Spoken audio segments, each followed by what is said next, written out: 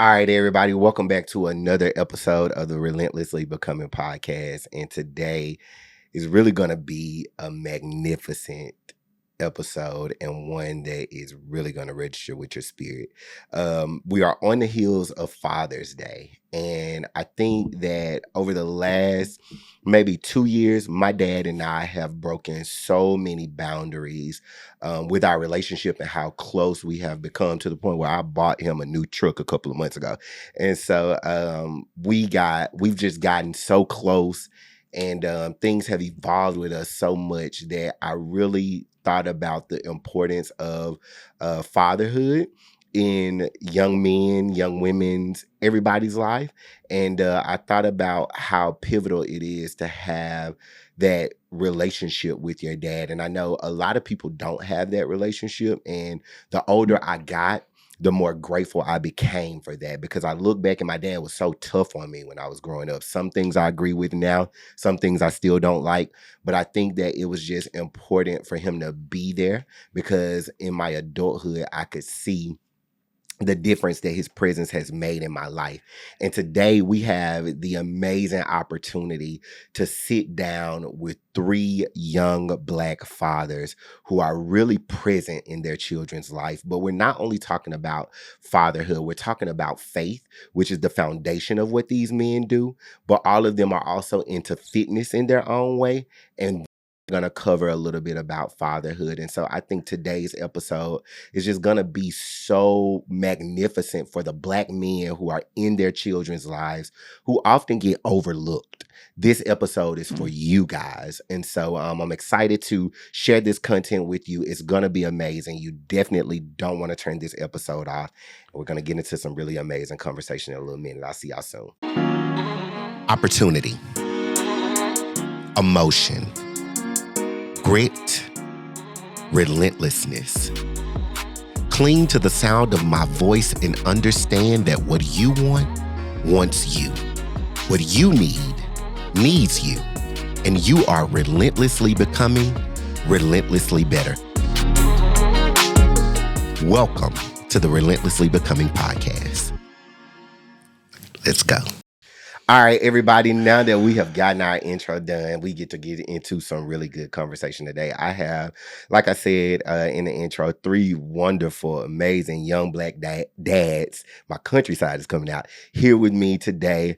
We got Davian, who is the reason why I am so small right now. I am 22 pounds down. Come on, Yes, yeah, this man kills me good job, 3 D. times a week Yeah. in the gym. But he pushes me and give me that extra little oomph that I need. And that's why I'm sitting here a whole heap of pounds lighter than I was last season, in case y'all hadn't noticed. And we have Calvin, who is a fire barber. He has cut my hair a couple of times, and amazing dad. And then we have Rashawn, who is a girl dad. His daughter actually just called before we started filming this episode and gave us some good luck. And so excited to have him there. And I met all of these guys at 3 different times, or kind of knew of them. And when I was working on this season, I was asking God to give me topics on what I could talk about. And so I think it was like sometime last year, I had an emergency come up, and I needed my haircut because of a meeting that they put on my calendar. I had to present or something. And when I'm at work, I need my haircut to be on point when I'm presenting for the executives. And so I called Calvin. Calvin came to my house to cut my hair, and he brought his son. And I saw the way that he interacted with him, and it was just phenomenal. And I was just like, this is amazing to see a dad so young really lean into being a father and having his son with him and having that presence. And then Rashawn and I went to Mississippi State together. I remember, seeing him around campus, and then I moved to Dallas. I got to see him at church. I follow him on Instagram, and I seen him interact with his daughter. And then Davian, most recently, followed him on Instagram, reached out to him for him to train me. Kills me in the gym, but we have a really good conversation. And he talks a lot about his son and his relationship with his son. And so Davian has the youngest child. His son is almost 1.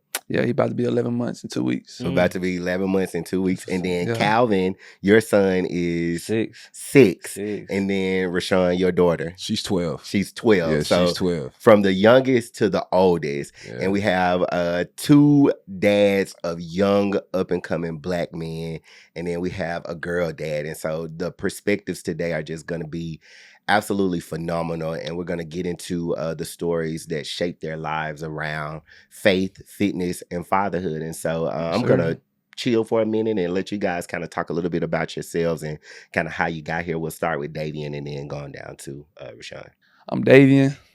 I just recently had a newborn boy. He 11 years old. Why I got into fitness, this really short story. I always kind of been like husky. So like, I always wanted to figure out like, how can I get a 6-pack? I always wanted a 6-pack. That's how mostly everybody started off, like, fitness, like 6-pack. So, I got done playing ball, man. And I went to a real bad depression, bro. Like, I wanted to go to the NFL, man. And I just felt like my identity was like taken away from me.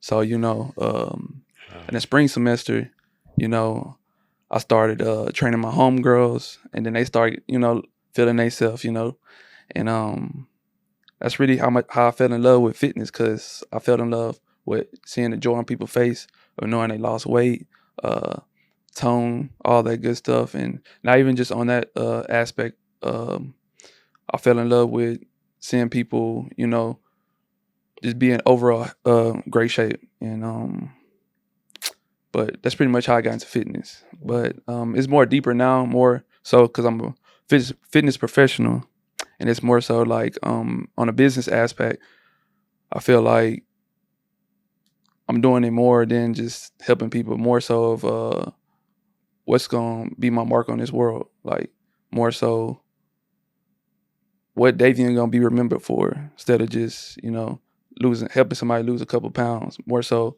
of that man's a great person, that man's a great dad, that man's a great role model, all that stuff. So fitness play a lot with discipline too. And I feel like my son helped me a lot too, because he gave me that, they got this meme where it say, I just need me a son to go harder. And I feel like he was the one that like really pushed me to even elevate more this year, and take off even more and really be more professional, instead of just being a freelance type trainer, more so on the business side of, I got to put financial money aside for this and that, because he gonna always need to count on me. So that's a little, background about me so far.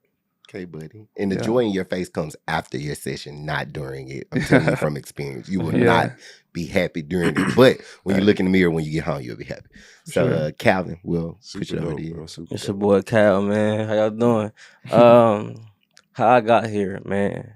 That's a question I ask myself every day. Because just like what he said, my dream was being NFL also, I was 18, trying to win, trying to grind and get to the league, but unfortunately things happen in my life. You know what I'm saying? I ended up having a little boy. At 19, had a little boy. It was the best time of my life. And this going through that was just amazing. But I still had that dream to go to the NFL. I still wanted to grind. I still wanted to go to college and get that, and get drafted. You know how that feels. Right. But it was really a hard time. That year, my mom ended up getting lupus. Man, she was sick, like pretty much on her deathbed. And it was so hard seeing that. As a young boy, just watching that, it was like, dang, like, what am I gonna do? You know what I'm saying? To me, my mom was my babysitter. You know what I'm saying? Right, when I go to college, my mom will take care of my baby. But hear my mom saying that she couldn't do it was like a slap in the face. Like, dang, like, that's a lot on a young teenager, bro. Yes, that's a lot. I can only imagine, man. Yes. Just hearing my mama saying that she couldn't do it because she's so sick, she's so weak, she don't know. And that was a slap in the face, because I've been playing football my whole life since I was 8. I still play to this day, you know what I'm saying? But since I was 8, I was playing football, you know, and to hear my mom say that was like, damn, like what now, you know? And then, you know, I decided to take a step back from football, you know, because I had to, you know, I had to, you know. I was an active father. Um, I was a more of a father than his mom was a mother. You know, that makes sense. I don't know if it makes sense to y'all, but I had my son about 5, 6 days out the week and things of that nature. That's when I really fell in love with haircutting. You know, I had to figure out a way to take care of my son and really had to figure out a way to pay bills because that's when COVID hit too. When COVID hit, I had got fired from my job or you know released from my job because COVID messed everything up. So I had to figure out how to pay bills, feed my son, and bills were still due when COVID was here. Oh, You know, definitely. Come They on, them don't bills were stop. facts. still, Yeah, you know what I'm facts. saying. Yeah, And I'm cutting my best friend here, and he's like, "Man, you should really do this like for full time." I'm like, "Man, that's how it all start, bro. yeah." I'm like, "Yeah, I'll give it a For try. I'll real. give it a try." And they say no. I'm cutting my friends. I'm cutting my next door neighbor, the person down the street. I'm really just starting cutting everybody, and that's when I really fell in love with the barbering. Cause one, it was good money, you know.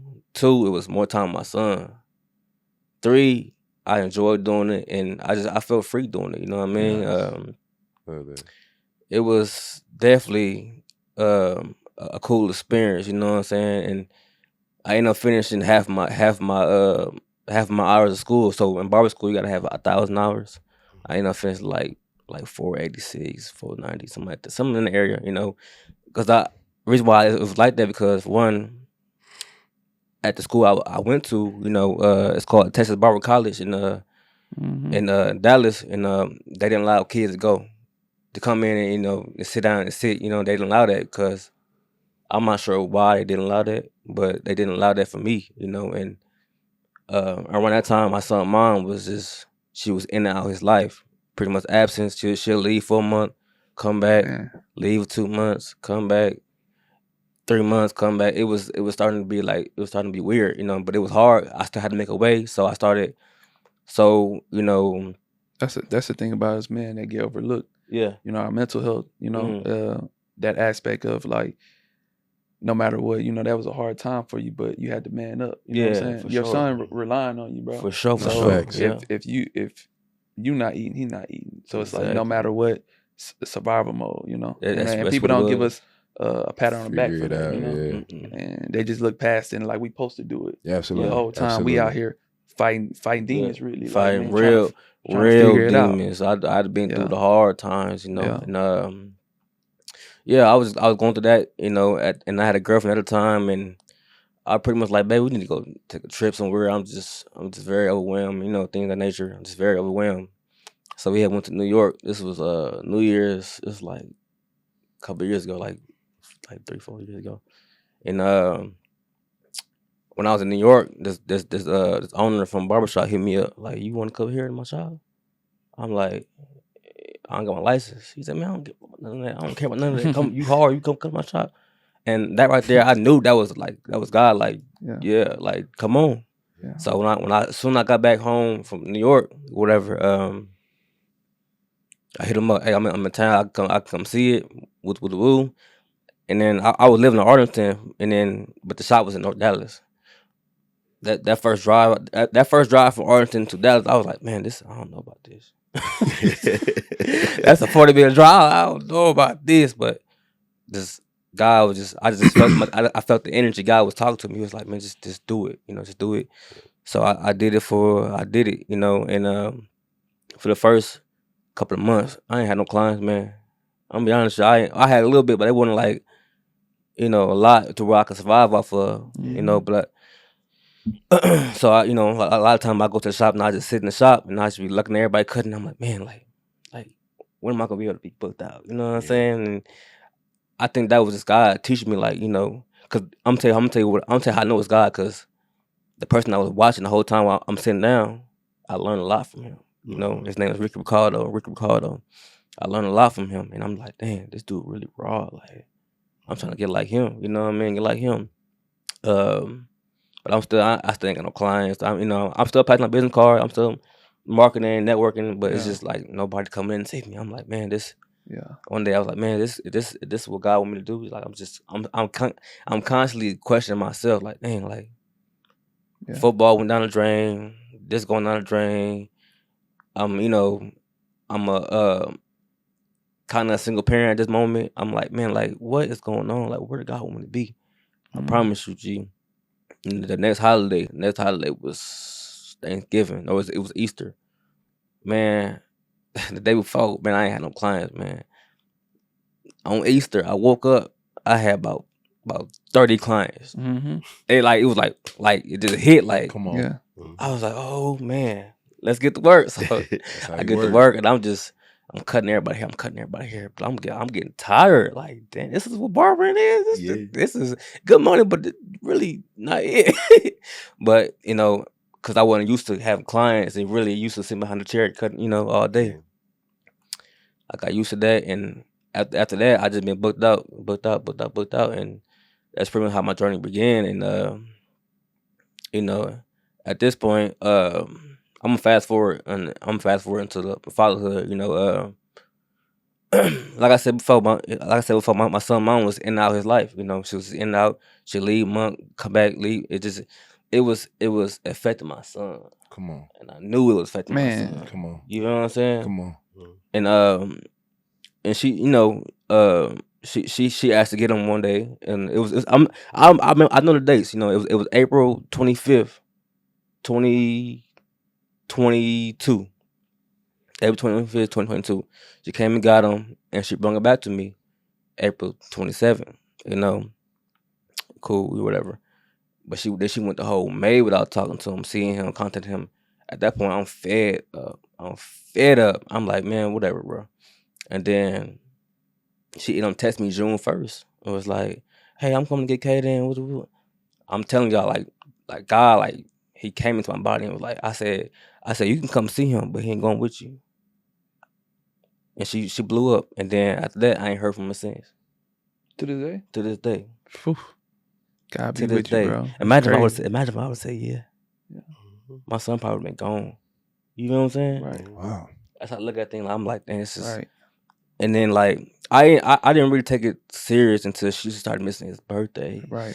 Ooh, that hurt my heart, man. Man, and it's crazy. She missed 3 birthdays. As a parent, I can't imagine that. as a Cal. parent, that's the last thing on my Yeah, mind. you can't miss the birthdays as a parent. As a parent, No matter what. That's Two. tough, Cal. For and real. then it's like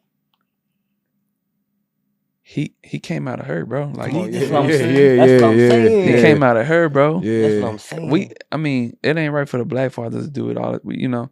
But it's like that's different. I never heard a Yeah, it's story different like for that, a man. mom. Yeah. That and then, man, Man, I but pray for you, bro. Man, I appreciate you. Earlier when he appreciate you. told me about it, I was like, bro, that's I want to know your story, bro. Like I Yeah. want to know your story. Like It's deep. It's that's deep. so dope. It's deep, man. Then Yeah.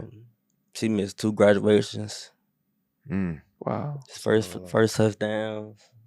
Wow. Missed all his football games. Like just hearing that is like really depressing. Like, Depression. Do he ever ask like, you know, No, see, that's the thing with my son. I'm so blessed to have my son because he called my mama.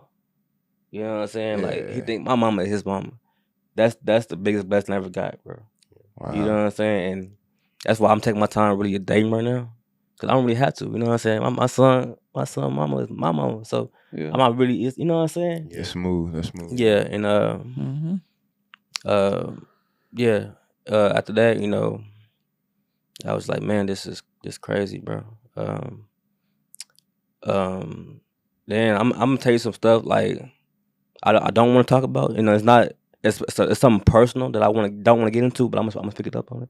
I end up catching the case a couple months after that, and it was pretty much like, nigga, you going to prison, nigga, and I'm gonna lose my son, lose custody of my son, and I'm gonna lose all that. You know what I'm saying? And I was facing that, and that was the hardest thing because all my son got is me. Yeah. He ain't got his mama, but imagine not having 2 parents, bro. Yeah. I was stressed. I was stressed, not for me, but for my son. You know what I'm saying? Even though my son would have been taken care of, you know what I'm saying? But you know, it's different having your people there, your mom, your dad. You know, Nah, for real. you know, and you know, long story short, like I ended up getting a bond plea deal. Like, 'cause my attorney is A1. You know, Yeah. he put it down for me, bro. And he told people like, you know, he's 22. He's a single father. Take care of the kid. He you know he don't really get in trouble like that. You know what I'm saying? Yeah. Yeah. And I ended up getting probation. Okay. That was just God. You know. Okay. Anybody else would got prison time. Mhm. I'm so serious, bro. Anybody else would got prison time, but I just thank God. And after that, like I time pleader, like I took life different. Like, you know, Nice. Yeah. you know what I'm saying, like I can really lose everything so in a heartbeat and a snap of finger, you know, and that's when I really started giving my son more time than anything, Yep. you know, because like I said to him, I might not be here forever, you know what I'm saying, and I wanted to cherish this moment with my son, and you know, and people don't understand that. People don't understand. Like I mean, I tell folks I'm a single parent. They don't even believe that.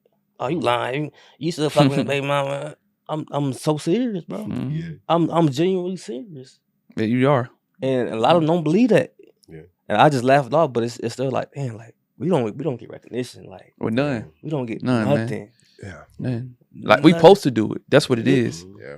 That's what it's looked at a Man, lot of watch out. times. Look, We supposed to. When you stand in that You know. that role, and at this present time, I'm not a dad. right. At least I don't think I am. Right. But I ain't a dad. But I just see so many people. Like my brother is going through the process of raising his children and different things like that. And I look at some of those things, and transparently, it kind of makes me reflect. Like here I am on the cusp of my 30th birthday, and I don't get to come home to a child. Mm. And I think that as much of a responsibility it could be, when Yeah. you hit a certain point in your life, it's such a blessing because from my point of view as somebody who doesn't have a kid, but I see people with children, Yeah.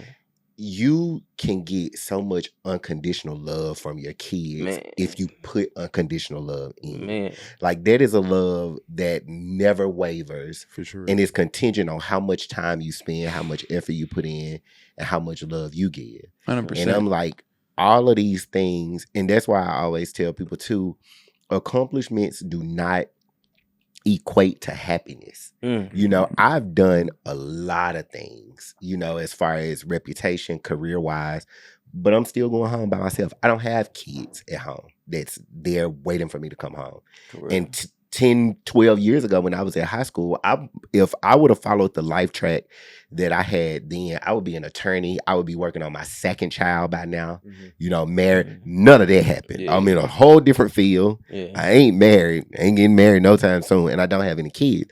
And so when I see people who have children and you don't want to take their time with them, I always try to encourage, like, pay attention and be in your kids' lives, That because means a lot. there man. are some people who are looking at you wishing they had the opportunity to get that love. Yeah. So we're gonna dive a little deep, but I'm gonna let Rashawn take the mic and Oh, tell us a man. little bit about him. Nice. Yeah.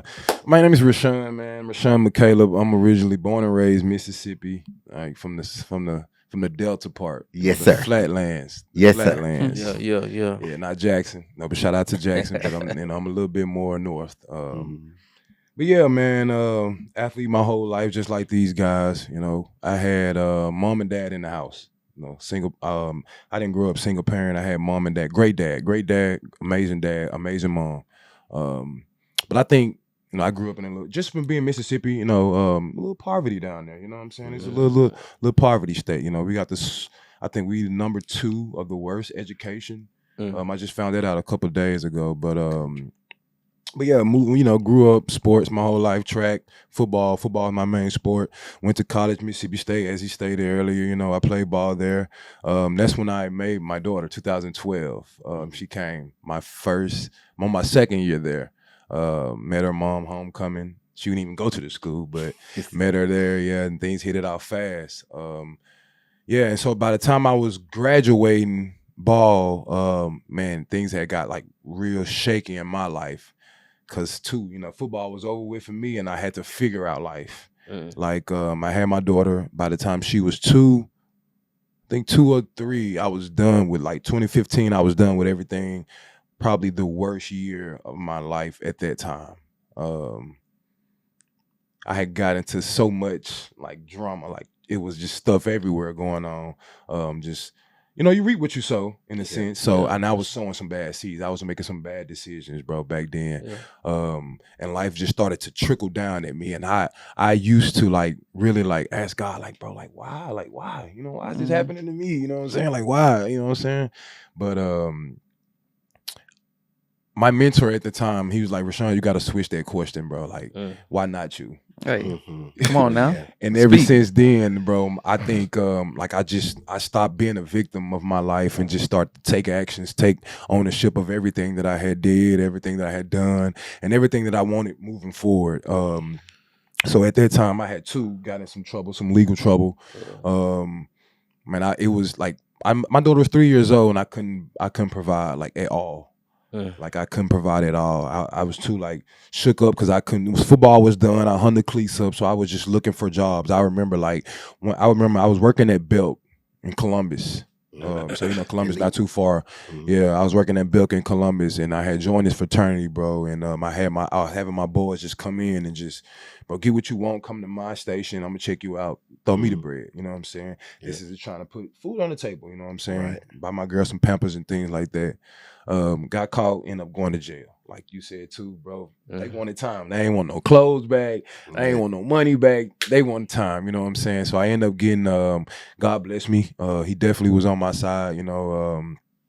They knocked house arrest on me, and that's when I became a trainer, bro. Wow. They knocked house arrest on me, and I was just like, I had got so cool. And my officer at the time, he was like, "Hey, Rashawn, your time gonna be 5-8. Like, you can leave the house from 5 a.m., but you gotta be back in at 9." So once I got that schedule, man, I ain't have nothing. I ain't have no job, so I would go work out early in the morning, be back in time to take my girl to school, to daycare or whatnot, go back to the gym and just kind of, like, do my thing and figure it out. And that's when I started to that's when the Rashawn trainer started to grow in Starkville, Mississippi. I was doing just crazy workouts, man, to my off the wall stuff. And I landed a job, man. I think at that time, bro, I was printing out I would print out like 50 resumes because I got my resume done at school real good.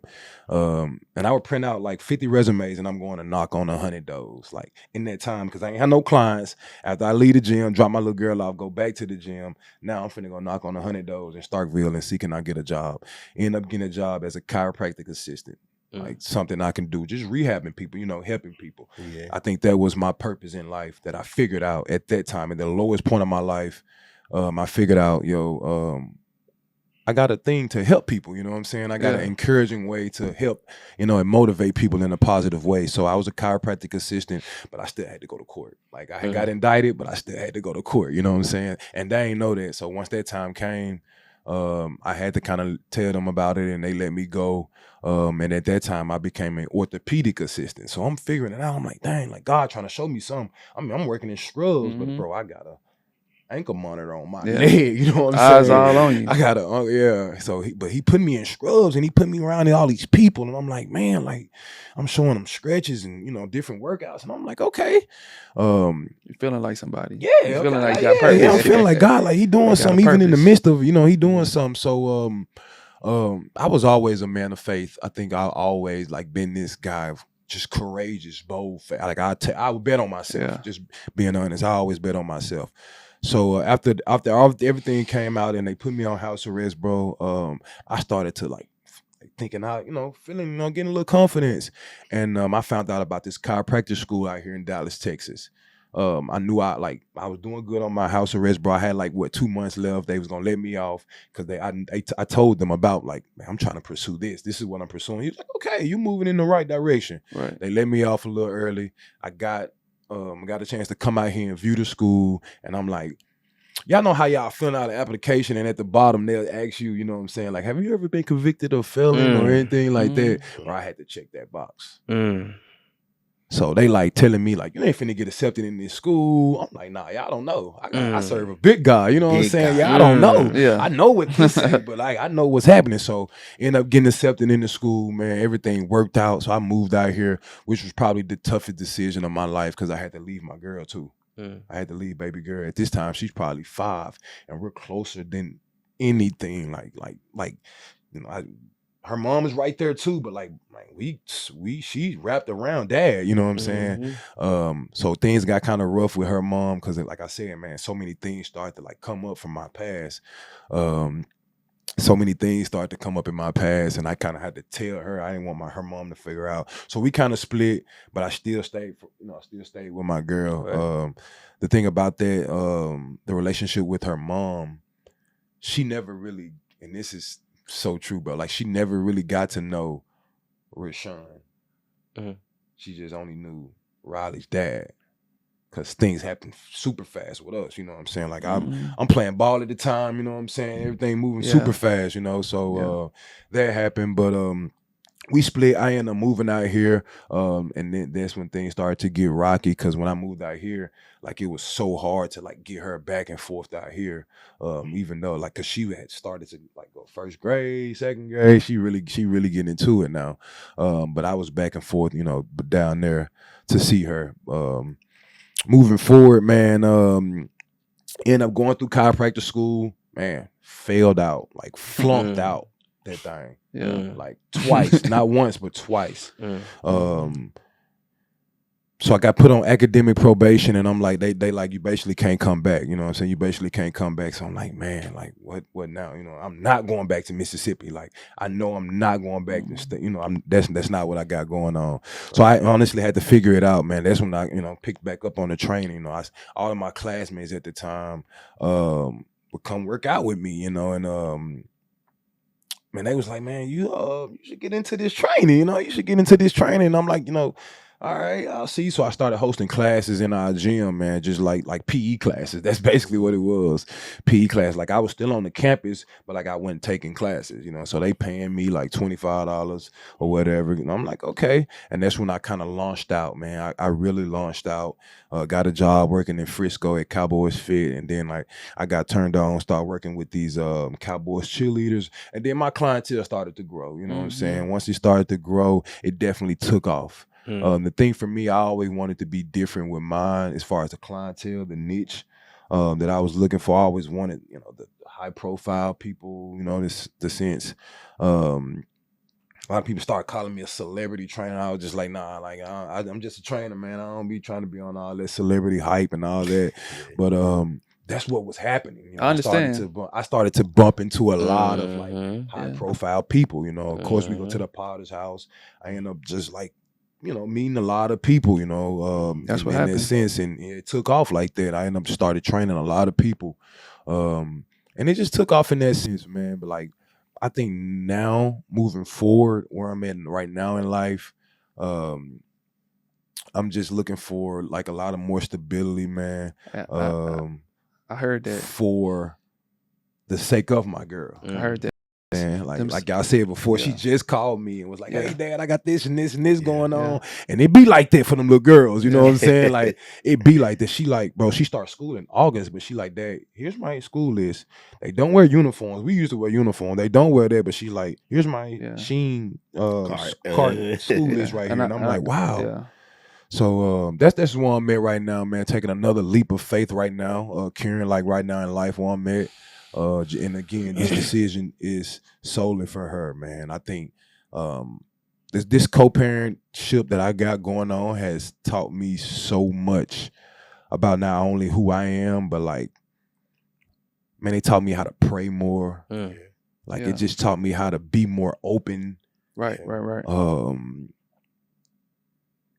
Like you really gotta like put your ego aside, like, you know. And I was just telling my client today, I was just like, man, you know, I'm doing a podcast tonight, and I think one thing that I'm gonna say is like nobody's born a father, you know what I'm saying? Like none of us are born fathers. So we like figure it out. And I'm 12 years in the game, and I'm still figuring it out. You know what I'm saying? I'm like still figuring it out, figuring out different ways to like connect with my girl.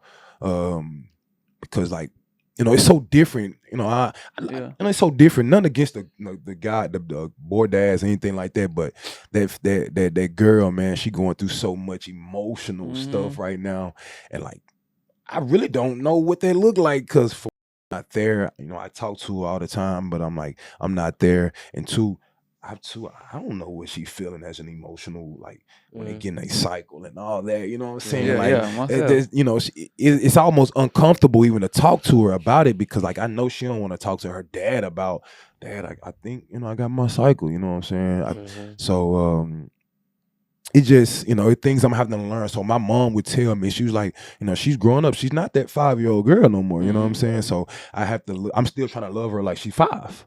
You know, that's the hard. Mom, like, nah, you're not, you know, girl, so and I'm overdoing it. I'm hurting myself by overdoing it and thinking she don't, like, we don't got no connection no more. And she like, nah, y'all still got a connection. She just, you just gotta, you know, you just gotta find new ways. You gotta adapt to this 12-year-old now. So, you know, I enjoy being, man. I take it nothing. That's probably the highest role in my life right now, bro. Like the highest. Like when it comes to my girl, like, bro, it's no questions asked. You know what I'm saying? Like every decision is based on, you got to find a way. Every decision is based on her. You know, so I think that's a little bit of my story, man. Happy Father's Day to y'all once again, bro. And I just want to say that this is my first one, by the way.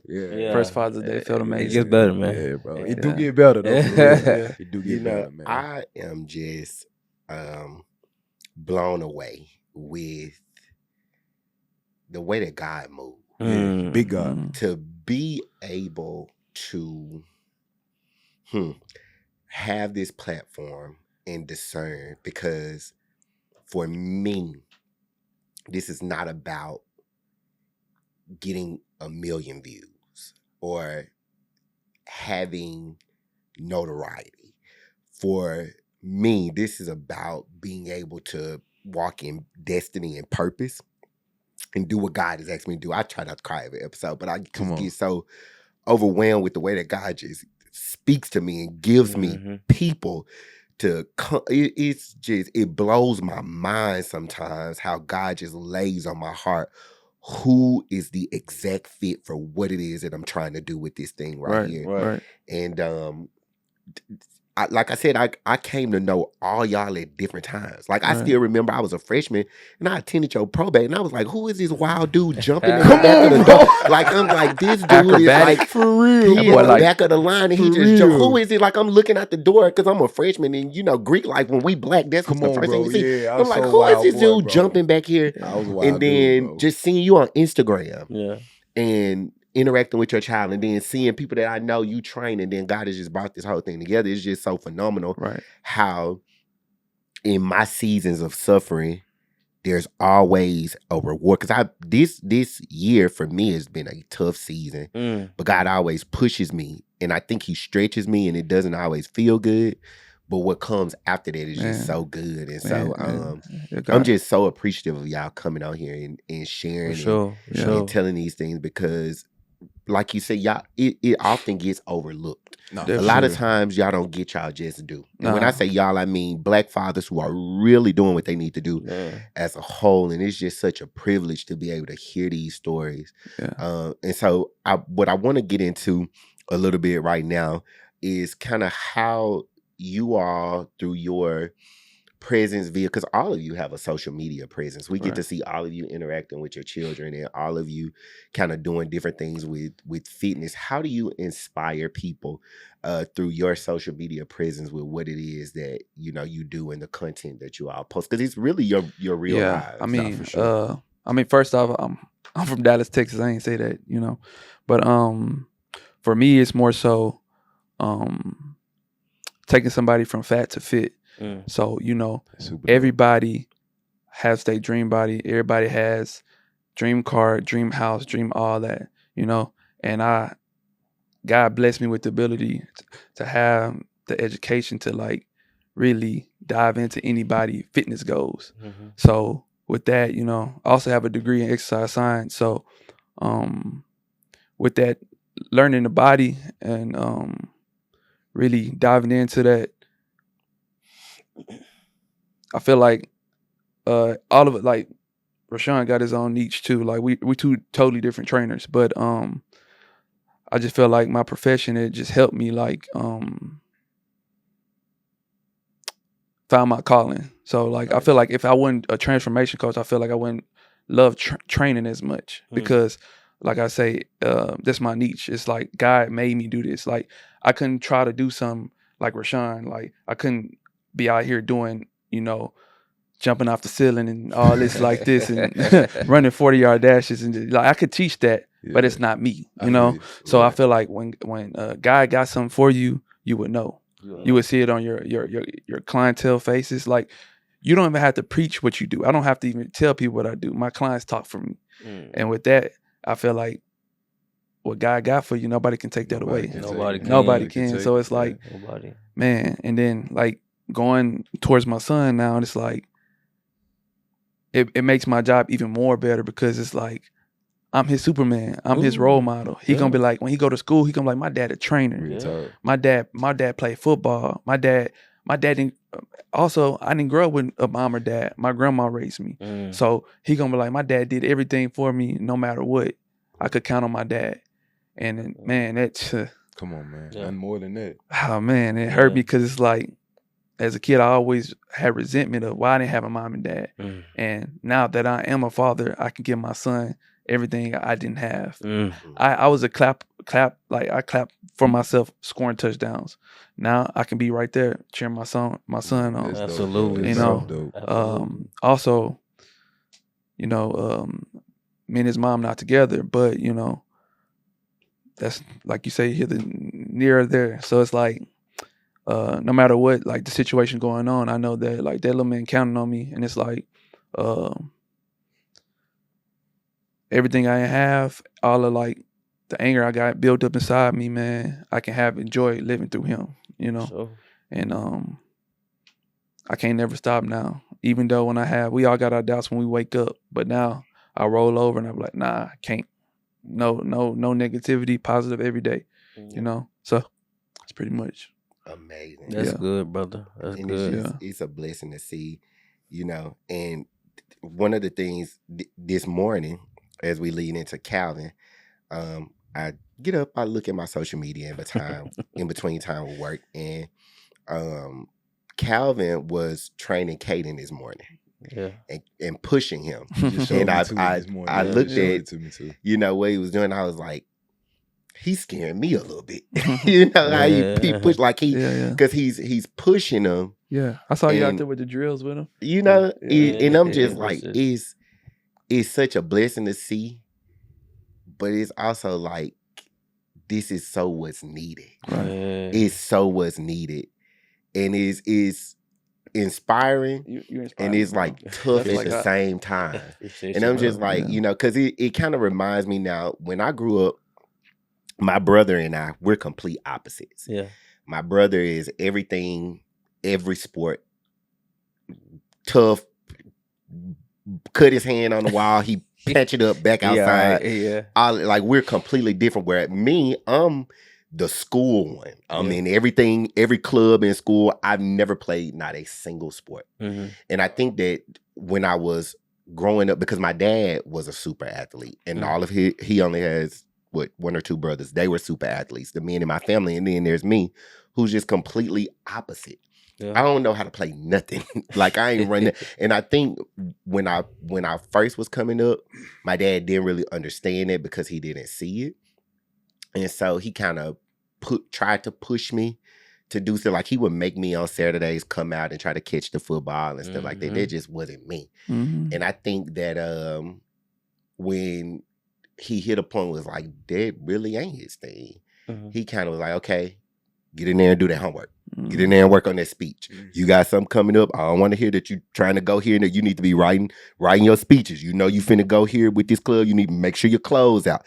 So he kind of leaned in to be a little bit tougher on me in that way. And I think that that's one of the jewels of fatherhood. But I want to pass it over to Calvin, because it was just so, like I said, tough but inspiring to see this morning. So, and I know you be in the gym and you post workout content. So, what is your thought process on inspiring others as you do those type of things with Caden and for yourself? Okay, let me. Okay, but when we talk about legacy, right? And don't steal too much. That's our last bit of the day too. So, but touch on it a little bit. That's our last bit of the day too. Yeah. Well, yeah. A lot of folks really like lean towards like money wise. My legacy is making sure my son is okay when I'm gone. You know what I'm saying? My dad is a hell of a father, and because he was a hell of a father, I'm a hell of a dad too. You know what I mean? And what you see on Instagram with me training my son, like I'm not just training him for football. Like I told him earlier, it's just it's a life thing. Like when stuff get hard, you don't quit. You gotta fight a little harder. You know what I mean? And that's what I want to teach my son, and hopefully he get that from that. That's so dope, bro. That is so dope, man. Man, yeah, for sure. So much you can get out of this, man. But it of course it's a little bit football too, but it's a life thing, and I inspire a lot of people. You know what I mean? Like I go cut homeless kids, home people, and I got teachers, DMing me, hey, can you come talk to my kids, talk to my class? Man, I remember I did a video on Instagram where like I want to go talk to a third grade class. I was nervous, but it was incredible. Like I inspired so many kids, and I made a video. I blew up on the video. Like I didn't think it was gonna be like that. I was on the news cutting homeless people, and actually, sharing that to the world. Like me not hiding nothing from nobody. That's why people love me. Even my hard time, like even the time I go to the club, I'm posting that. I'm not hiding nothing from nobody. I'm not perfect. You know what I mean? And a month ago, I shared something with the world like that I don't usually show. It was me praising God. Really showing my other side, and people love that too. You know what I mean? I'm not hiding nothing from the world. That's how I inspire people. Letting your light shine amongst the world, because that's what God wants us to do. We're God's hands and feet. And so we essentially do the work to propel His word and be able to allow Him to use us so that we could bring other people out of darkness. Right. When you go through certain things and things like that, it's so solid. Like I said, it was just so like tough to see, but then it was like also inspiring, because I know how important it is to get that push, because you remember that. Like when I was growing up, I'll never forget, I was getting ready to come outside and go to school. I think I was maybe a junior or a senior in high school, and I was driving, and we come out of the house. It's me, my brother, and my sister, 3 of us. Come out of the house, the tire is on flat. My dad's getting ready for work. He's in the house drinking his orange juice. He come outside, we come out, tire on flat. And we say, Dad, the tire's on flat. So he comes out of the house, look at it, and he look at us, say, figure it out. And go back in the house to finish his breakfast. And I'm thinking in my head, I can't stand this dude right here. Like, he makes me sick. His attitude is bad. What is this? And me and my brother had to figure it out. And when we figured it out, he came out there and checked it. He said, get to school, be on time. So we got to school, was on time.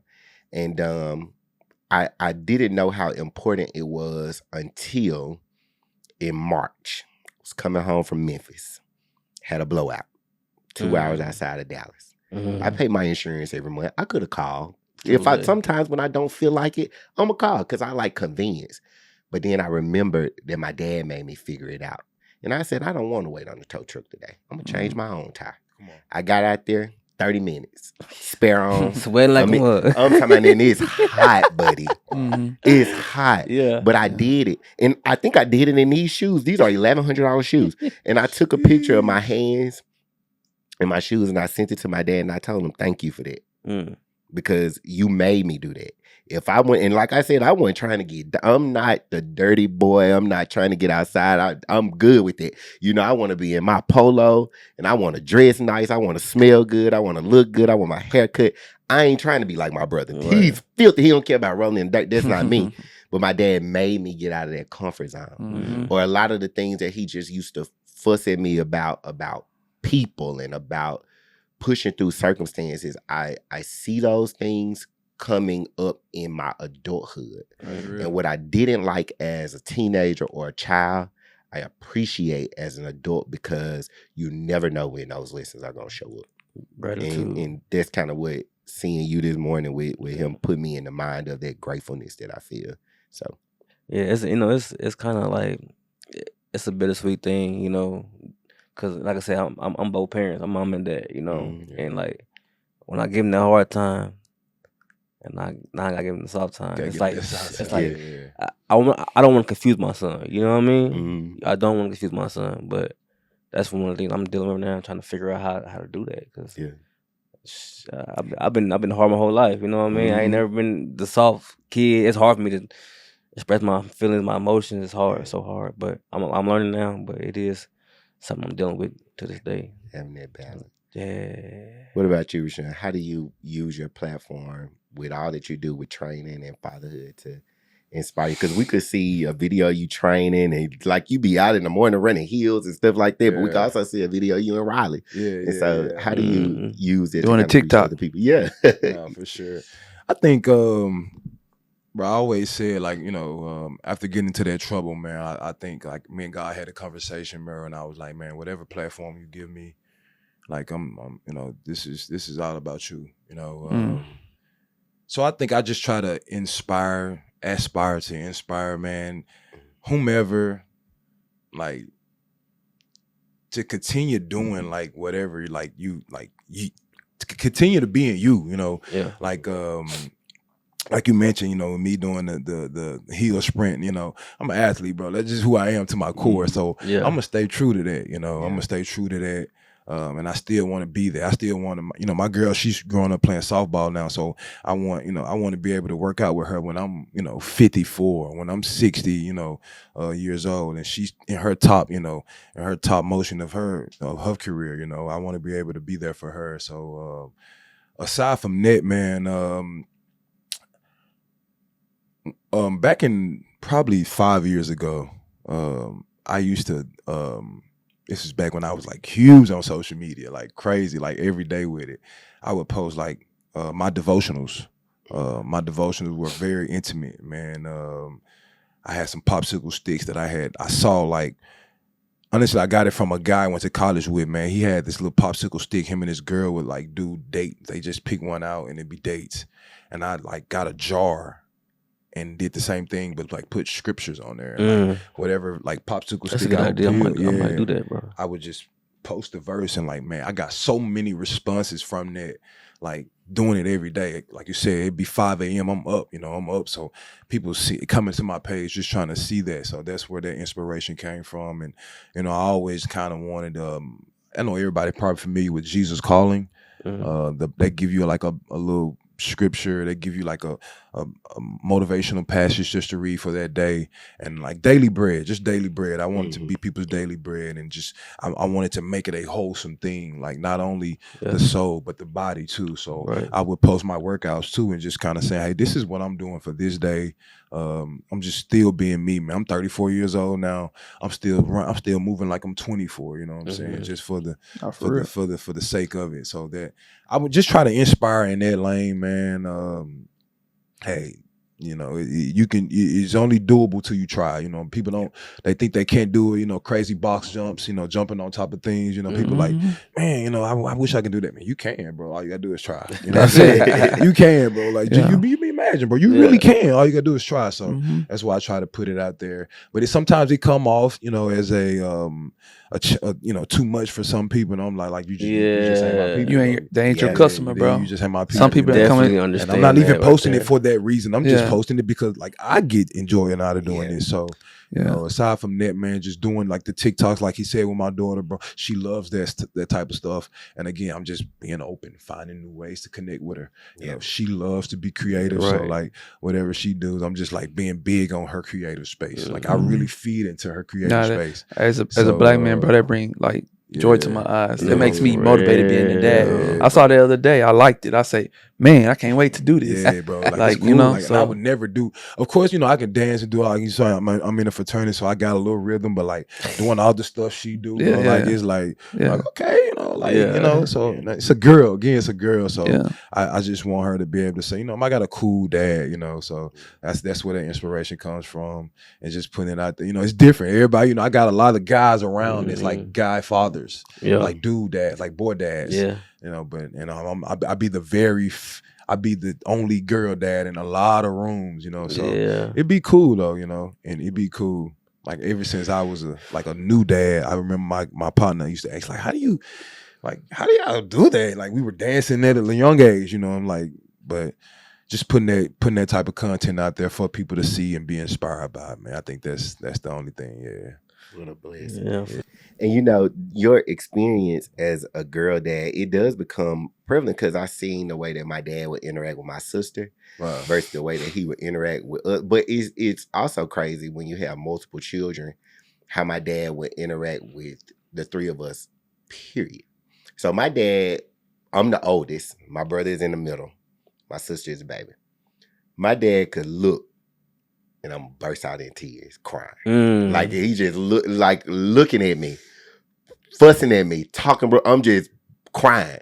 My brother, like he literally in his face like that doing and he just like, but my brother is just like my dad. Yeah. They literally are just alike, fiber and DNA. And it's crazy because I'm the oldest, but my brother is the junior.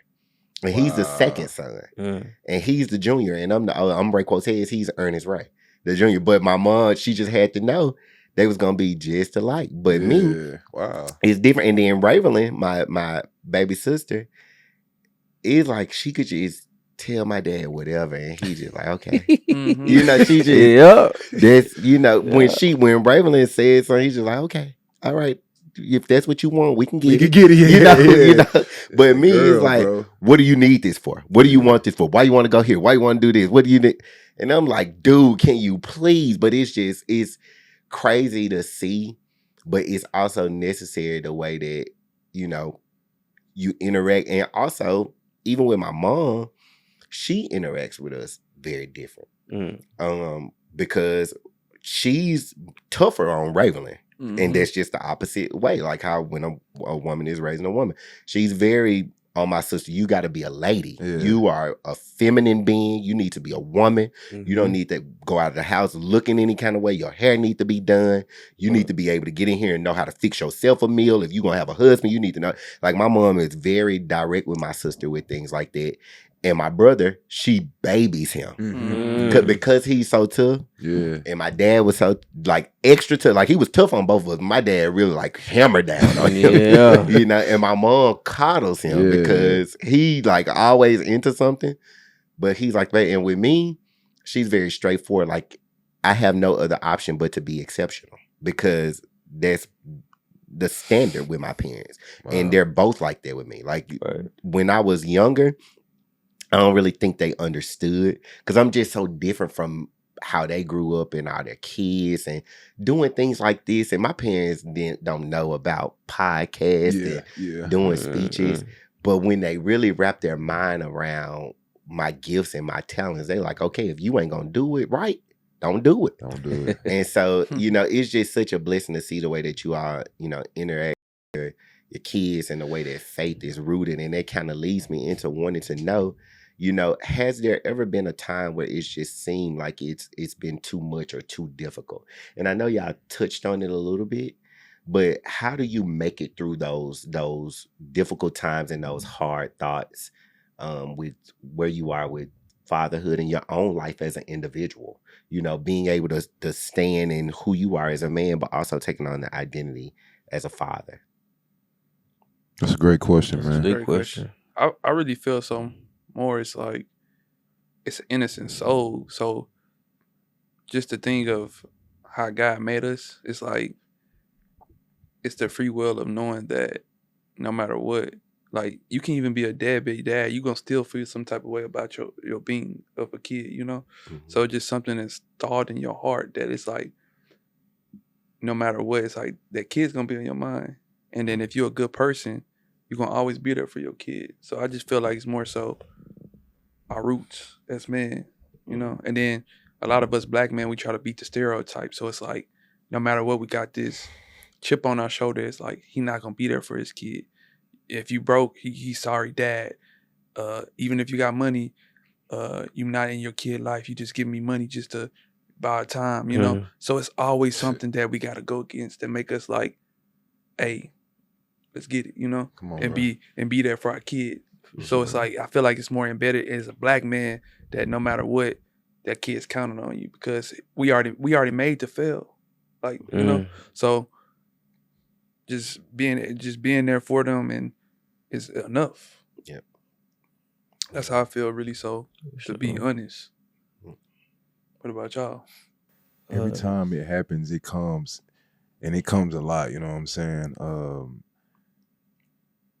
I think, bro, God is real, man. Like God is so real because like every time them thoughts or something that happen like that, he'll counter it right back with something super powerful that'll kill that thought. Like I'm talking about kill that whole thought, man.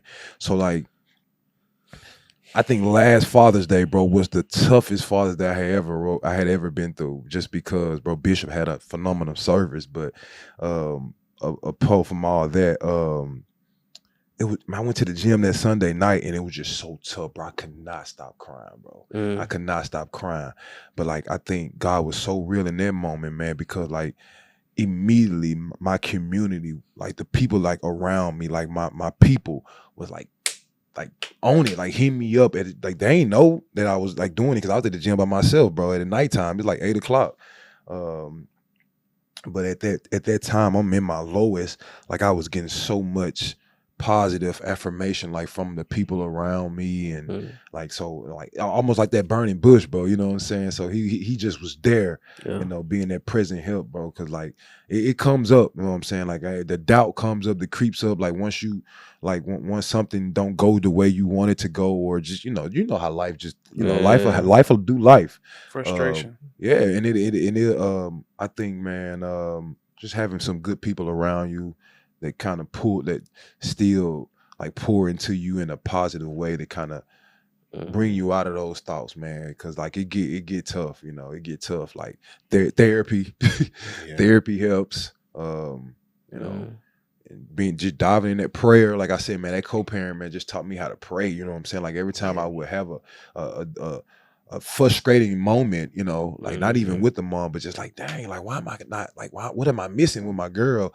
Like, am I not a great dad? No, boom, something happened, bro. Like I promise you, like something happened, and it'd be like, God, yeah, you be listening and you be hearing, you know what I'm saying? So I just try to, you know, listen to them promises that he always made me, and just know, like, you know, I keep telling myself what my affirmations are, and just like, bro, having a good system around me, it really matters, you know what I'm saying? So I think that what helps me pull me out of that funk space when I'm in that space, bro. For sure. Absolutely. Yeah, kind of what he said though. Pretty much what he said, having a good support system. Yeah. Like, my mom taught me out of everything, the negative thoughts, and I have a lot of those negative thoughts. Am I a good dad? Am I, you know, doing the right thing for my son? It used to happen a lot. I used to get the thoughts a lot, you know what I mean? And like recently, my son started saying, "Dad, you the best dad ever." To hear that, it's like, oh, I'm so hard on myself. My son love it. Yeah. My son love me high, you know. I'm so hard on myself. Y'all both had your fathers in your life? Yeah. See, I didn't. Yeah. So it's like y'all got a different perspective. I still don't know how to be a dad. I'm still learning how to be a man, you know? No, me too. So it's like any guidance I think about, it's like I'm trying to figure out the best way for my son. So you know, that's really more so too of why I want to be such a good dad, because like I don't even know how to happen, bro. Like that was like my wish to have a dad, bro. Like I used to be on Facebook looking up, you know, my dad, you know, and then my dad stayed 5 miles up the street from me, in Keystone Poking the Cliff, 5 miles up the street. Never wanted to come holler at me, nothing, bro. And And then my grandma and them did such a good job of just giving me so much love in the house that I wouldn't even worry about it. Yeah. But as you get older, you like, why is dad here? Why they dad at teacher conferences? Why this, why my grandma said she don't, it just all start, you get older. So it's just like, man. Definitely agree with you saying. Like I'd be like, damn, when my son get older, is he gonna wonder where his mom at? You know what I mean? Like, Oh, he is. Trust me. My Yeah. mom was in and out of my life, man. And my mom was an addict. And she'd be clean for a little bit and not clean. And it got to a point where, I'm gonna keep it real, I didn't have no feelings for my mom. Like, my mom could pass away. I kid you not. I didn't know who my mom was. Like, all I knew was my grandma. And if she passed, I would be like, now I have a better relationship because I actually take care of my mom, I help her out because she's in a nursing home. But it's like, he's gonna remember that, man. And and then when he get older, he gonna realize that, it's gonna hit him. Not now because you're an amazing dad, you right, but he gonna remember that. For sure. And he gonna want that relationship. I'm with just his trying mom. to. I don't know what to tell him. Yeah. You know, and what I mean? don't tell him nothing. Just let him, keep going and let him know that, like, I'm talking about whenever he asks me. Oh, you know what I mean? Yeah. What do I tell my son? Yeah. Do I go into the negative or I stay positive? Nah, you should definitely stay positive. Stay by positive, all means. yeah, stay be positive. a great dad. Yeah. Like be that positive dad.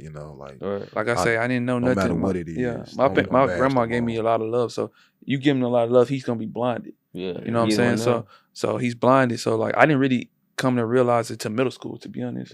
So it's like, he's gonna come, but it's like, when he's at that preteen age, he's gonna be strong enough to take it. He's innocent right now. Yeah. But when he's 11, 12, 10, you're gonna be like, my boy's, this gonna be his first hard pill to swallow. Yeah. So just keep being an amazing dad, bro. He gonna know. You're gonna have to tell him. But see, whenever I do ask about his mom to my son, his only memory is she was crying and shit. The door was closed. That's the only memory he knows. And like, if you ask him from today, tomorrow, next week, next year, it's gonna be the same. Yeah. Same little story. I'm just like, damn, like, what did he experience over her house? What did he experience over there? You know what I mean? Yeah. And he probably seen the worst, and he probably seen her crashing. You know what I mean? Like, her just leaving like her leaving reality, just crashing out. You know what I mean? He probably seen that, and God knows exactly what to give us and who to give us, though. He knew when you were out doing what you were doing and just enjoying yourself and conceiving him. God knew exactly the type of dad you were going to be. Yep. And the thing about it is, the Bible talks about, before I formed you in your mother's womb, I knew you. Yeah. And so God already knew who he was going to give you and what you were going to be to him. And today I was standing in my kitchen and I was watching a video, because I also been going through this weird phase too. Like, oh my goodness, I'm not married. I thought I would be married by now. And God dropped into my spirit, a lot of times, I was talking to one of my friends earlier, we look at love as something that we should receive. I'm standing in my kitchen. God has been dealing with me so much in 29 that I just feel like my 30s are about to be a complete shift. It's about to be something crazy that's about to happen in this next decade, because God has just been talking to me, because I've been going through, like, I come to the gym and I tell him sometimes, like, today, I just ain't got it. I push myself to come here and be with you, because it's the only good thing I got today. This all I got good today. If I don't make myself come here and work out with you, I'm gonna literally be in a slump if I don't get out of this house. That's what this whole year been for me, like thing after thing after thing. And I was standing in my kitchen this morning, and I was saying, a lot of times we think that love is just receiving, but the Bible says, for God so loved the world that he gave his only begotten son. God gave and sacrificed. Love is sacrifice. Come on, sir. And when because like I said, I'm not a parent, but just based on what I've seen from all three of y'all, is sacrificing. Come on. Correct. And that is the essence of what love is. Yeah. Like, I don't mind pushing my day back 30 minutes if he say I gotta go drop DJ off. Mm-hmm. Do that. I'm gonna get on the stairs. I'm gonna do cardio. And I appreciate don't that, really man. want to be here anyway. But I'm gonna push myself, and you give me an extra 15 minutes to sit down before you get here and make me go crazy. You know, so it's that sacrifice that you give, Right. in being able to do what is necessary to raise somebody who's gonna go and change the world later. Man. Everything you're doing right now, Yeah, that's cold right there. everything you're putting in right now, is you're pouring into something. And that is the essence of love.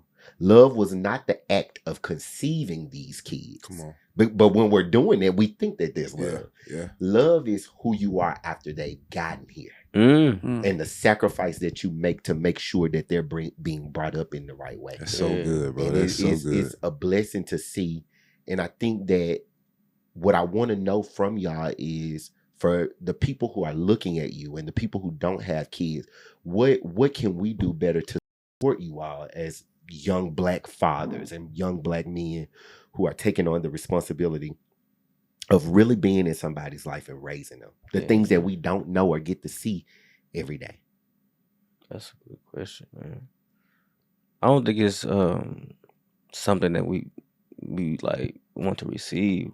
We want acknowledgement. It's acknowledge that's us. it. I'm You know what I'm saying? honestly that's pretty much it. a simple love, man. When like, man, it was like some months back, man, March. Rashawn was like, man, I like how you and your son was, the pictures I took of my son. Yeah, that meant a lot to me, bro. Yeah, bro. Like, it's just the acknowledgement of like, man, I'm a good father, not just doing, just hearing the words from another Black man. It means a lot to me. Yeah. More than even my son's mother. Like, hearing the other man recognize that I'm being a good man to my son means so much to me, man. So acknowledgement, bro. I think we just coming to this age too. It's men, bro. Like, to start like telling that to people, like being, you know what I'm saying. I think as men, I think we've been so like. Well, for myself, I speak for myself, bro. Like, I never knew even how to compliment another man, and not feel some type of way about it. You know what I'm saying? So, I think we all are men, and then men are egotistical in a way. You know what I'm saying? We do thrive off that pride and that ego. So, like he said, just telling another man, just kind of telling them, like, man, you are a great dad. You know what I'm saying? Like, it didn't cost me nothing to do that. You know what I'm saying? Like, and I did like the picture that he, because DJ looked just like him. So I'm like, I did like it. So, I think that's something that could help. This world is just. Man, just pat him on his back, bro. You know what I'm saying? Like, just because you never know what he's going through. I guarantee you, every father has a story, as you can see. So you never know. We got 1,000 problems going in our brain, man. If I could, I would just say Happy Father's Day every day. You know what I'm saying? And I wish I could. I think I'm gonna start doing that, bro. Just Happy Father's Day every day. Right. But man. And just simply acknowledging it. Sometimes a little goes a long way. Right. We think that doing the big gestures is what matters the most, but sometimes it's those small little things that say, I see you. Yeah. I see you. I see what you're doing. I respect what you're doing. And then coming from the Mississippi Delta, we don't see a lot. Like in the Delta, it's man's man. And that means being quiet, doing what you got to do, and moving on with your life. We don't have those examples a lot of times of what it means to show that love like that. And so it's pivotal that we give other Black men their flowers. Yes, sir. And they're just due, because it's a blessing to be able to see. And so if there is a dad who is older and struggling and trying to figure out a way to reconnect with his son, what do you think you could give him? To a dad who maybe said, you know what, I made some mistakes in raising my kids, but I'm listening at this and now I want to start doing better. Because as long as you hear, to me, it's never too late to try to do better. Yes, sir. Never give up. Never give up. Because honestly, what you about to say? Well, go ahead. You good. You good. I was about to say, first, take accountability. Yeah. As a father, we are the leaders. You know what I mean? We supposed to take action. You know what I mean? And not wait for our kid to come to us. And I see a lot of deadbeat dads. oh, she ain't come talk to me. Forget it. Yeah. Oh, forget it. She ain't Yeah. talking. Yeah. You are the father, bro. Come on. Come Yeah. on. You gotta Yeah. go to your kid, Yeah. your son, Yeah. your daughter, whoever you want to call your dog. Yeah. You gotta go to them. Yeah. Yeah. Can't wait for them. And that's a weak justice for a man. That's a weak justice, man. So weak. Because Pride. you should never let no man or woman get between what you got with your kid. Exactly. No man, because at the end of the day, whatever you have with that woman or that man, whatever, or anybody that have a kid, you should never let nothing, man. That's your responsibility. Yep. You know, and it's like that kid's always gonna depend on you. You know, Always. Yeah. no matter what, and not even financial, just support. A kid, man. Kids don't know nothing about money until they mostly in middle school. Yeah. You know, so it's that support, knowing that you there, man, goes a long way. It makes, man. So And we do got a lot of like a lot of moms stopping the dads from seeing their kids. They do. But I'm the type of dad. I'm going to court. I'm we putting gonna fight for it. I'm getting my Yeah. hey. Yeah, We ain't. You think sir. you nah? Yeah. Like yeah. it's no bad blood, but you're not stopping my blessing. What God gave to me, Yeah. just like He gave to you. I'm gonna have my rights to my kid. Exactly. And it's all types of ways a man can be there for their kid. It's no excuse. Yeah. Mhm. None. No excuse. None. Yeah. Like Yeah. literally none. I would just say, you know, like me, I'm still finding new ways to connect with my girl. Just, you know, listen to them, Yeah. talk to them, listen to them. They telling you everything.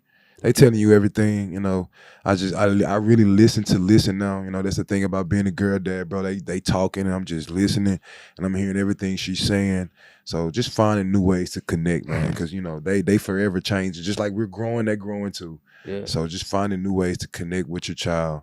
You know, no matter what, like he's saying, there's no excuse. There's no excuse, no matter how frustrating it get, because it gonna get frustrating. Yeah, sure. But you just gotta, you know, find new ways, figure it out, find new ways to connect with them. 100%.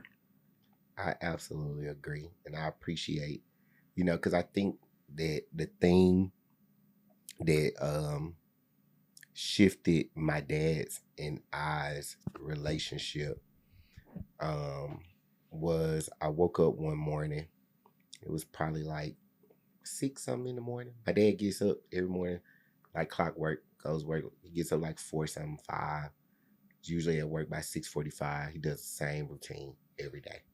Gets up early in the morning, go by double quick, get a little breakfast, come back home, eat his breakfast, go up, bother my mom and wake her up, come downstairs, go to work, come home, wash his bike, wash his car, go in the house, watch TV, repeat tomorrow. And he never really stopped and just, because again, we from the Delta. My dad is a man's man. Yep. I've only seen my dad in 29 years cry 2 times. Bro. The first time I seen my dad cry, my older sister died from cancer. She was 14. I was 12, about to turn 13. And he was out in the backyard. This is his firstborn, so I'm not the oldest. Before him and my mom had me, him and his first girlfriend in high school had a baby early in high school. My sister was his firstborn. So he lost his firstborn to cancer, and childhood cancer. And they had gone through almost 2 years of, they would go to Jackson every other weekend. Her mom would go 1 week. My mom and dad would go 1 week. And so I think when she passed, he cried from grief of, I lost my firstborn child, but also relief of my firstborn is not suffering anymore. Because as a man, he never talked about what he felt from seeing my sister every weekend. Like losing her hair and getting darker and essentially just perishing. And as a man, you brought this, like my dad was a girl dad first. Yeah. You brought this little girl in the world. Show responsibility. And she's only 14 years old. And you got to watch your daughter die. Sure. And as a kid, I never understood how do you do that? And my dad just kept going. He would go, him and my mom there week, sleep on the couch in the hospital right there with her, come home, go to work like ain't nothing happened. Man. Never sat there, complain.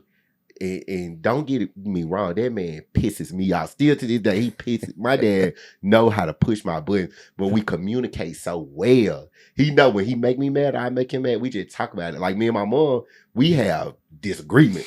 But me and my dad, we mad at each other. We just like help me understand this. And that's what I love about him, because he the understanding parent, what people don't know. But he never really talked about how he felt when my sister died. Dang, that's crazy. And my mom is a counselor. She is a licensed therapist. So she creates conversations for us as a family to share. My dad just don't do that. And then the second time I seen him cry was literally 1 year. Like, my sister died in April 2009. My dad's favorite cousin died in a car accident in April 2010. Wow. And I think that death was much more shocking because that was unexpected. Right. We had knew for a little while after about a year that my sister was not going to beat the cancer. So we started preparing for that. We, they started kind of getting us, and me and my sister were like, because she the oldest, I'm right behind her. That's my best friend. Come on. So they, and then my brother, he's not really emotional. They know I'm an emotional boy. I am. I cry. I do all that. So they really leaned in preparing me to release her. Wow. Like, they really leaned in because they knew we're like this, and they knew I was not gonna take that well. Like, they didn't even tell me that she was gonna pass until like it was the last week. We were at the last minute. They were like, she's not gonna make it. But when my cousin died, I just remember my dad having a big cloud of sadness over him.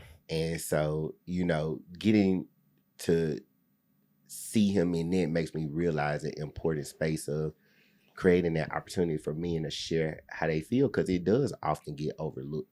And you might not feel comfortable sharing your emotion and what you're going through. And so, I just think it's a blessing to be able to tell other men that it's okay to get that out. Nice. Yeah.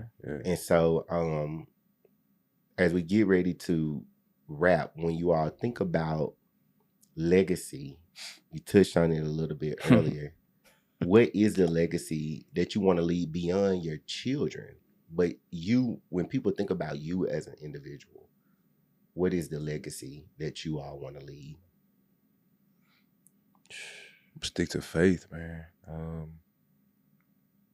I think that's what I want to, when people, when my time come, I want people to like to say, like, man, yeah, he did this and that and this and that, but he was, he took some leaps of faith, you know what I'm saying? Like, he took some leaps, I think the leap, I think that's my life. I think having different opportunities to use my faith and stretch my faith. I think I want people to look back and say, yeah, he was a courageous guy.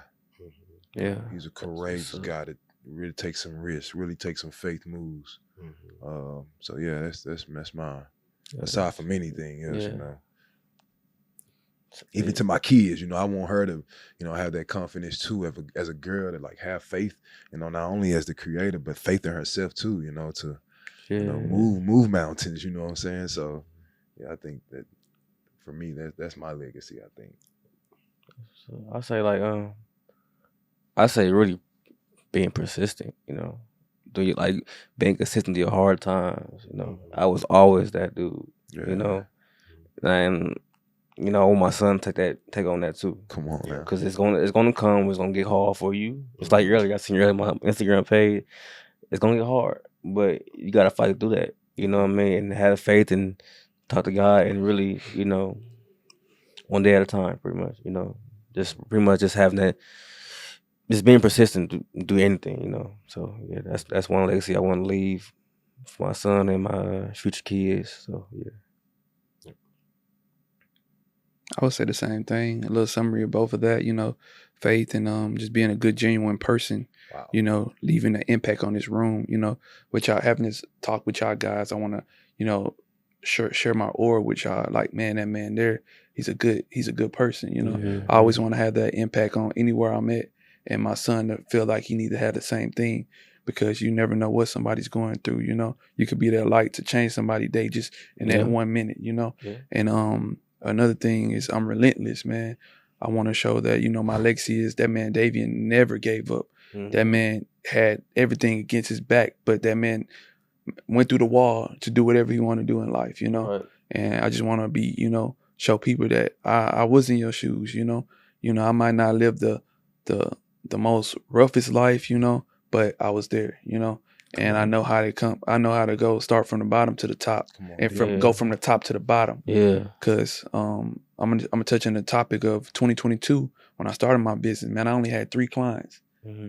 I was betting on myself, didn't have enough, and went broke. I'm talking about $0. I'm talking about a car finna get repoed. Mm. But guess what? I kept my faith with God. I knew the type of person I was. Good people. If you're a good person, good things happen to you. Yes. And you have that relentless energy and positivity, man. And no matter what, you will succeed past anything, man. Just I say never give up, keep your faith, be a good person, be genuine, not two-faced, genuine. When I mean always, somebody can leave a room and never hear nothing. You say something about another person, you know. Just be good with yourself, be true to yourself, and you know God gonna continue looking out for you, no matter Gratitude. what. You know, compassion. It's just powerful and phenomenal the way they are just share these stories and just keep us uplifted and makes me excited about the possibility of fatherhood. I don't know when that possibility gonna happen. Soon, man. Soon. you never know what life throw at you. And so, really quickly, I want y'all to take 60 seconds, and I want you to look into that camera, and I want you to pour into, you know, a man who may be watching this, who's trying to figure out that next move, whether he's struggling mentally, he's struggling financially, he's trying to figure out how to make that connection with the child's mom, or if I'm good enough, or if I'm the right type of dad. I want you to give him that thing that he needs to carry him as this episode ends, you know. Yeah. I would say unity, man. We all here for one another. Like, you know, never think you're doing things by yourself, man. You know, our God is amazing. You know, look up, pray. You know, seek help. You know, ask somebody that's doing it right now. You know, and just keep at it. Never give up. I say, God's gonna walk with you. I mean, if you making a mistake, He gonna redirect you somewhere. So I mean, just keep going, take a leap of faith, and just relax. You know what I mean? Just relax, take accountability, and really be a leader, and really dig down and into yourself, and really put yourself up. You know what I mean? It is hard being a man in this world, but like he said, you know, we were brotherhood. We got you. You know, we're gonna uplift you from the ground to the ceiling. You know what I mean? So just keep this. Just keep smiling. Start with one. Father equals leader. Yeah. So, hey, I would just say, bro, man, I love you. We love you. Yeah. Be encouraged, bro. Be encouraged, man. Lift your head up. Smile. Like, talk to yourself. Be kind to yourself. 100%. And just know, man, you are loved. You are loved by so many, man. Like, you got a father that loves you. You got a heavenly father that loves you. And then so many other people love you. Your kids love you too, man. And like I said, just keep your head up. It's okay to not be okay. Yeah. It's okay to not have all the answers. But don't let that stop you from being you, you know. Yeah. When it gets hard, be more of you, you know. Right. Like when it gets hard, be more of you. Like, lean in a little more, you know. And like you said, to take accountability, man, take ownership for it, you know. Right. Like we made them kids, you know. So you know, take ownership for it. It's your responsibility to set them up for life. That is true. It's just your responsibility. So own that, you know. Yeah, own up to it. And don't take this role, this fatherhood role, lightly, because it's not, you know. Like, it means so much. Yeah. And again, bro, you are loved, man. Yeah. Love, man. Always. I'm not a dad, but I just want to say, from experiencing my dad, continue to own what it is that you're experiencing and your faults. You know, I kind of got off of it a little bit, but I was saying my dad does his same routine every morning. And one morning he took the time to send me a text. This was months ago, at like 6 a.m. I'm never up that early. But he texted me a pretty lengthy paragraph, essentially just saying that he wanted to apologize for all of the times that he didn't understand who I was and who I was becoming. And that I am one of his prized possessions. Wow. For sure. And that he's proud of me and all that I've done for myself. And I think that text message is what really broke the last bit of chains on my heart when it came to my dad. And it kind of opened our relationship up to a new level because he simply chose to acknowledge what I had experienced and acknowledge the things that happened when he was younger and learning, and the times that he didn't get it right. Right. And I think that is what made God lay it on my heart to say, I'm going to bless my dad with a truck. That's And fire, I bro. got up, I called my mom one morning. She didn't even know. I said, I'm going to the car dealership to get my daddy a new truck. She said, what? I said, yeah, I found him a truck. I'm going to go and get it. I drove 7 hours in Mississippi. He came outside. You'd have thought it was his 16th birthday. Had a bow on it. He was so excited. Come on, Didn't know man. it was coming. And it wasn't because I just wanted to do a big gesture. It was simply because God's opened the door in my life for me to be able to bless him, my mom, other people, because he simply chose accountability. And I didn't have a perfect dad, but I had a present dad. Come on. Yeah. My dad was there. Yeah. I got to go home to my dad every day. I feel like that's highlighted right there. Not perfect, present. Present. Yeah. That's the highlight of the day right And there. that is man. the beauty that I want to leave y'all with, is that you don't have to be perfect. Just be present. Yes, sir. And have That's a present. fire. And so That's to the fire. three of you, I want to thank you for joining me. Yes, sir. And I want to, let you all know that the work that you're doing is not in vain. And that God is going to cover you and bless you, because a man that takes care of what God has given him, Ooh. when you are a shepherd over somebody else's life, you will never know lack. Man. It may seem like it. It may seem like you are by yourself. It may seem like you are misunderstood, overlooked, devalued, Come on, not bro. appreciated, not given, not celebrated, not lifted, not raised. But I tell you this, God is going to always provide for you, protect you, and propel you to wherever it is that you need to be to carry on and make it one more day. Man. That was And so, powerful. I need thank to hear you that, all bro. That was powerful. for being relentless. Yeah. And thank you all for who you are becoming Right. to help others become.